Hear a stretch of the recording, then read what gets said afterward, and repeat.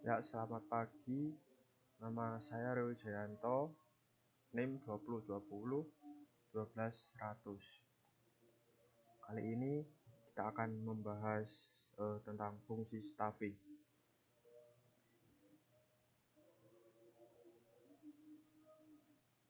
Yang pertama, definisi fungsi staffing, yaitu staffing adalah usaha untuk mengisi dan memenuhi kebutuhan tenaga kerja manusia dalam suatu organisasi. Dan yang berikutnya itu adalah macam kegiatan staffing itu ada 7. Yang pertama, perencanaan SDM, yaitu di mana penentuan kebutuhan tenaga kerja baik dalam hal jumlah maupun mutu tenaga kerja yang dihubungkan. Yang kedua, penarikan atau rekrutmen, yaitu penentuan sumber-sumber tenaga kerja yang akan ditarik. Yang ketiga, seleksi, yaitu mengadakan seleksi terhadap para pelamar. Yang keempat, pengenalan dan orientasi, yaitu melatih tenaga kerja agar memiliki tingkat keterampilan yang diinginkan.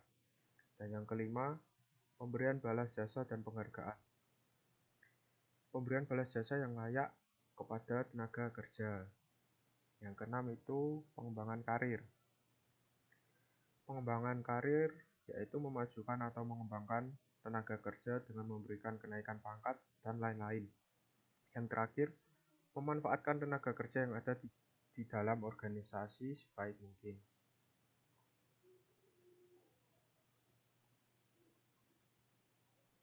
Nah, yang berikutnya itu ada perencanaan SDM. Dalam perencanaan SDM itu dibagi menjadi 4. Yang pertama itu untuk kebutuhan masa depan, kedua untuk keseimbangan masa depan, yang ketiga untuk pengadaan, seleksi, dan pemberhentian, yang keempat untuk pengembangan.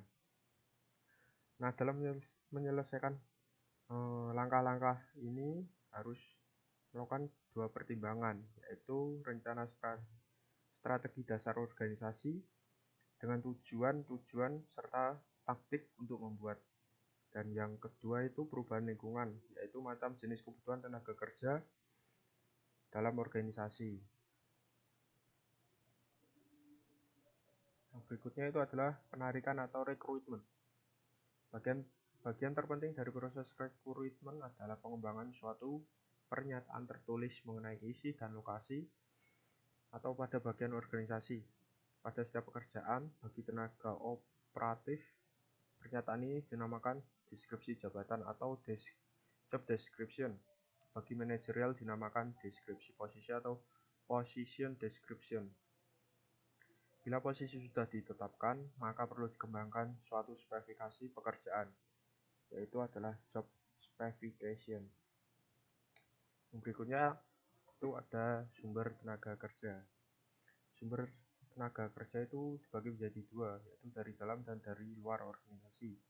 Kita akan bahas yang dari dalam dulu. Yang dari dalam itu dibagi lagi menjadi 4, yaitu ada pengangkatan atau promosi, kedua pemindahan atau transfer, ketiga penataran atau upgrading, yang keempat teman atau sanak famili karyawan sendiri.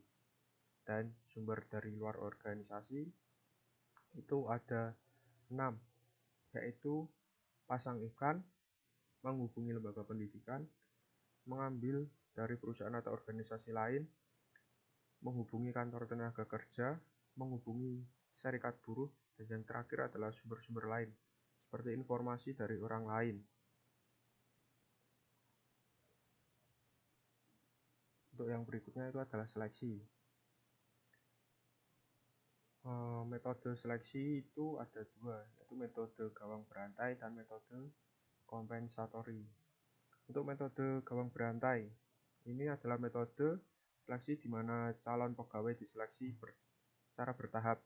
Calon yang diterima menjadi pegawai-pegawai adalah calon yang telah lulus dari setiap tahap seleksi yang diadakan organisasi.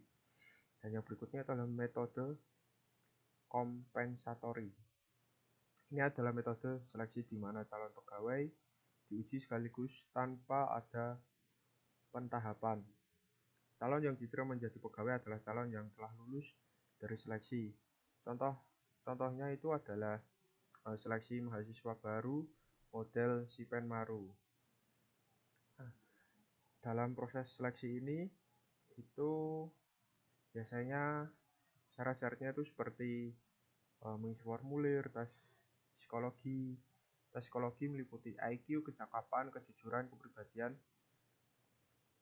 dan wawancara serta referensi. Dan yang berikutnya itu adalah pengenalan dan orientasi.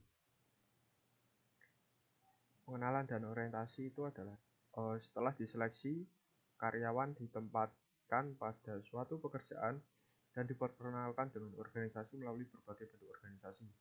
Masa orientasi adalah waktu yang dipergunakan untuk memberikan orientasi atau perkenalan pegawai baru kepada pimpinannya dan teman-teman sekerjanya.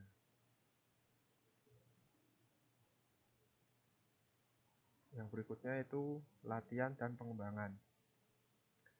Banyak cara untuk memilih pegawai dalam suatu organisasi, itu diantaranya ada 2, yaitu pelatihan di tempat kerja atau pelatihan di tempat luar kerja.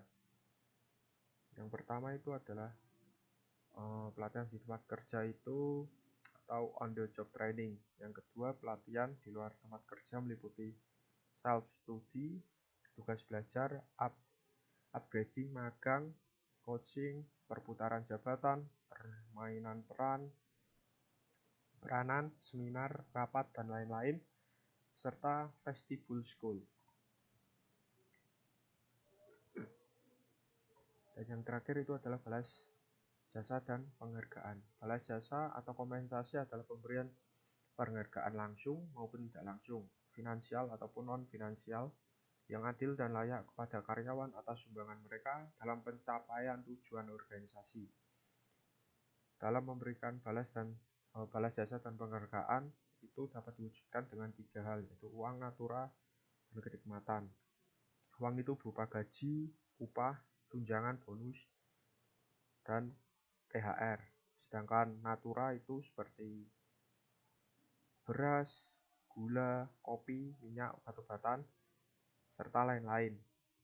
Yang berikutnya itu adalah kenikmatan. Kenikmatan ini seperti contohnya itu fasilitas rumah, kendaraan, serta kesehatan. Dan yang terakhir itu pengembangan karir promosi. Promosi adalah usaha untuk memberikan kekuasaan tanggung jawab yang lebih besar pada seorang pegawai dengan disertai kenaikan gaji. Yang kedua itu adalah promosi kering, kenaikan pangkat pegawai serta dengan tanggung jawab, tetapi tidak diikuti dengan kenaikan balas jasanya. Keadaan ini hanya terjadi dalam keadaan darurat saja. Ya, sampai di sini presentasi saya. Apabila ada kekurangan tutur kata ataupun dalam menyampaikan kurang jelas, saya minta maaf sebesar-besarnya. Terima kasih.